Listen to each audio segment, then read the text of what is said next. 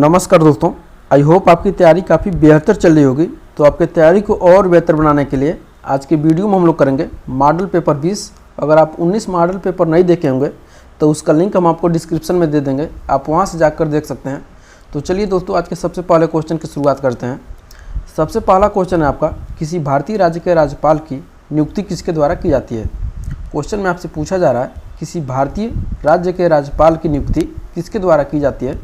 Option देखिएगा, भारत के राष्ट्रपति, भारत के प्रधानमंत्री, भारत उच्च न्यायालय के मुख्य न्यायमूर्ति, और ऑप्शन नंबर डी है राज्य के मुख्यमंत्री।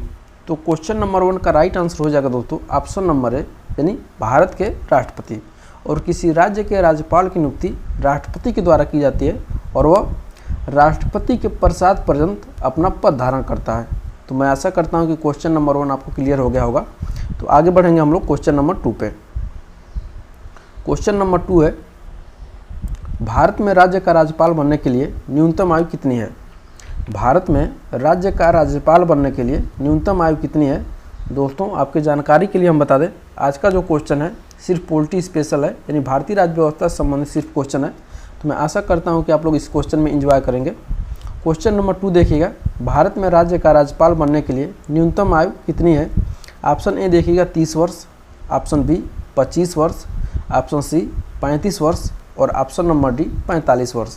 तो क्वेश्चन नंबर 2 का राइट आंसर हो जाएगा दोस्तों ऑप्शन नंबर सी 35 वर्ष। ठीक है। और भारतीय संविधान के अनुच्छेद 157 के अनुसार, भारतीय संविधान के अनुच्छेद 157 के अनुसार कोई व्यक्ति राज्यपाल नियुक्त होने के पात्र तभी होगा जब वो क्या है, भारत का नागरिक हो और उसकी आयु 35 वर्ष पूरी हो। मैं आशा करता हूँ कि क्वेश्चन आपको समझ में आ गया होगा। अगर आपको राज्य का राज्यपाल बनना है तो अनुच्छेद 157 के तहत आपको भारत का नागरिक होना चाहिए और आपकी जो उम्र है वो 35 वर्ष पूरी हो चुकी हो। आगे देखेंगे क्वेश्चन नंबर 3। क्वेश्चन नंबर 3 पे देखिएगा, लोकसभा और राज्यसभा के संयुक्त बैठक की अध्यक्षता कौन करता है। लोकसभा और राज्यसभा के संयुक्त बैठक की अध्यक्षता कौन करता है। ऑप्शन ए देखिएगा लोकसभा के अध्यक्ष, ऑप्शन बी लोकसभा के उपाध्यक्ष, ऑप्शन सी प्रधानमंत्री और ऑप्शन नंबर डी उपाध्यक्ष। ठीक है। क्वेश्चन नंबर 3 इसका राइट आंसर हो जाएगा दोस्तों option number A, option number A यानी लोकसभा के अध्यक्ष। और संविधान के अनुच्छेद 108 के अनुसार, संविधान के, ये काफ़ी इंपॉर्टेंट है, यह क्वेश्चन पूछा जा चुका है। संविधान के अनुच्छेद 108 के अनुसार दोनों सदनों की संयुक्त बैठक की अध्यक्षता कौन करता है, तो लोकसभा के अध्यक्ष के द्वारा की जाती है। आगे देखिएगा क्वेश्चन नंबर 4, निम्नलिखित में से कौन सा मौलिक अधिकार नहीं है। निम्नलिखित में से कौन सा मौलिक अधिकार नहीं है। ऑप्शन ए देखिएगा समानता का अधिकार, ऑप्शन बी स्वतंत्रता का अधिकार, ऑप्शन सी शोषण के विरुद्ध अधिकार और ऑप्शन नंबर डी संपत्ति का अधिकार।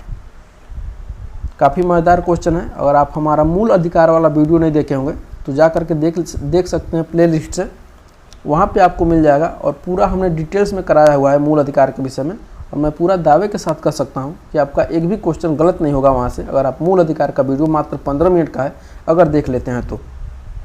यहाँ पे इसका राइट आंसर हो जाएगा दोस्तों ऑप्शन नंबर डी, यानी संपत्ति के अधिकार। ठीक है। मूल अधिकार में कौन सा शामिल नहीं है, तो संपत्ति का अधिकार। देखिएगा, मूल अधिकार में 7 मौलिक अधिकार थे, मतलब प्राचीन में, मतलब जो स्टार्टिंग में मूल अधिकार में कितने थे, मूल संविधान में 7 मौलिक अधिकार थे। लेकिन कुछ समय पश्चात संशोधन करके यानी 44वें संविधान संशोधन, 44वें संविधान संशोधन 1978 के द्वारा, 44वें संविधान संशोधन 1978 के द्वारा संपत्ति के अधिकार को अनुच्छेद 300 क में शामिल कर दिया गया। अनुच्छेद 300 क के अंतर्गत कानूनी अधिकार के रूप में रखा गया। ठीक है। जो समानता का अधिकार है, आपका, तो अनुच्छेद 14 से लेकर के 18 तक है। और स्वतंत्रता का अधिकार है अनुच्छेद 19 से लेकर के 22 तक है। और शोषण के विरुद्ध अधिकार है तो अनुच्छेद 23 से लेकर के 24 तक है। ठीक है। मैं आशा करता हूं कि क्वेश्चन नंबर 4 भी आपको क्लियर हो गया होगा। यानी मूल संविधान में पहले क्या थे, 7 मौलिक अधिकार थे, लेकिन संशोधन करके 44वें संविधान संशोधन 1978 के द्वारा अनुच्छेद 300 को में शामिल कर दिया गया संपत्ति के अधिकार को। आगे देखिए क्वेश्चन नंबर 5, भारतीय संविधान में कितने मौलिक कर्तव्य हैं? भारतीय संविधान में कितने मौलिक कर्तव्य हैं? ऑप्शन ए देखिएगा 11, ऑप्शन बी 9, ऑप्शन सी 20 और ऑप्शन नंबर डी 12। तो क्वेश्चन नंबर 5 का राइट आंसर हो जाएगा दोस्तों, क्वेश्चन नंबर 5 का राइट आंसर हो जाएगा ऑप्शन नंबर ए, यानी भारतीय संविधान में वर्तमान में कितने हैं? तो 11 मौलिक कर्तव्य हैं। देखिएगा क्वेश्चन नंबर 6, भारत का राष्ट्रपति किसका अभिन्न अंग है? भारत का राष्ट्रपति किसका अभिन्न अंग है? ऑप्शन ए देखिएगा संसद का, ऑप्शन बी लोकसभा का, ऑप्शन सी राज्यसभा का और ऑप्शन नंबर डी मंत्रिपरिषद का। तो क्वेश्चन नंबर 6 का राइट आंसर हो जाएगा दोस्तों, क्वेश्चन नंबर 6 का राइट आंसर हो जाएगा option number A. Option number A यानी जो राष्ट्रपति होता है वो किसका भाग होता है? तो संसद का भाग होता है। आपकी जानकारी के लिए बता दें, संसद देखिएगा, संसद 3 चीज़ों से मिलकर बनती है। संसद 3 चीज़ों से मिलकर बनती है, लोकसभा, दूसरा है राज्यसभा और तीसरा है राष्ट्रपति। आगे देखेंगे क्वेश्चन नंबर 7, भारतीय संविधान में राष्ट्रपति के चुनाव की प्रणाली किस देश से ली गई है? क्वेश्चन में आपसे पूछा जा रहा है भारतीय संविधान में जो राष्ट्रपति के चुनाव की प्रणाली है किस देश से ली गई है? ऑप्शन ए देखिएगा ब्रिटेन से, ऑप्शन बी संयुक्त राज्य अमेरिका से, ऑप्शन सी आयरलैंड के संविधान से और ऑप्शन नंबर डी ऑस्ट्रेलिया के संविधान से। तो क्वेश्चन नंबर 7 का राइट आंसर हो जाएगा दोस्तों, क्वेश्चन नंबर 7 का राइट आंसर हो जाएगा, क्वेश्चन नंबर 7 का राइट आंसर हो जाएगा ऑप्शन नंबर सी, यानी आयरलैंड के संविधान से क्या ली गई है?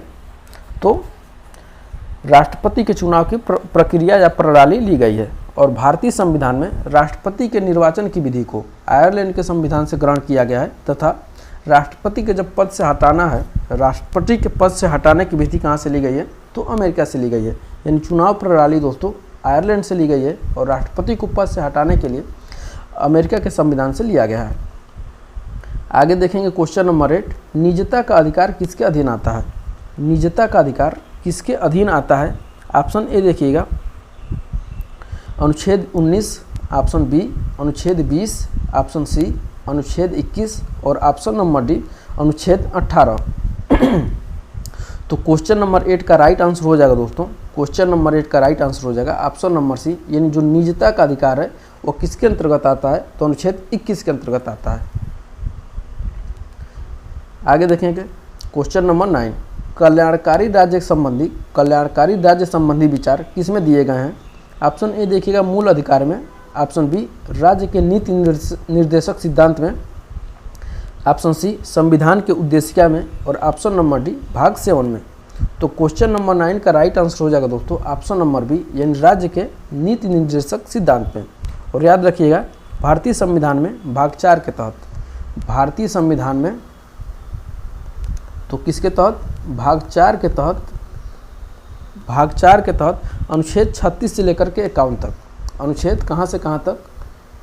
अनुच्छेद 36 से लेकर के 51 तक राज्य के नीति निर्देशक सिद्धांत की, यानी राज्य के नीति निर्देशक सिद्धांत कल्याणकारी राज्य की रूपरेखा का क्या करता है? वर्णन करता है।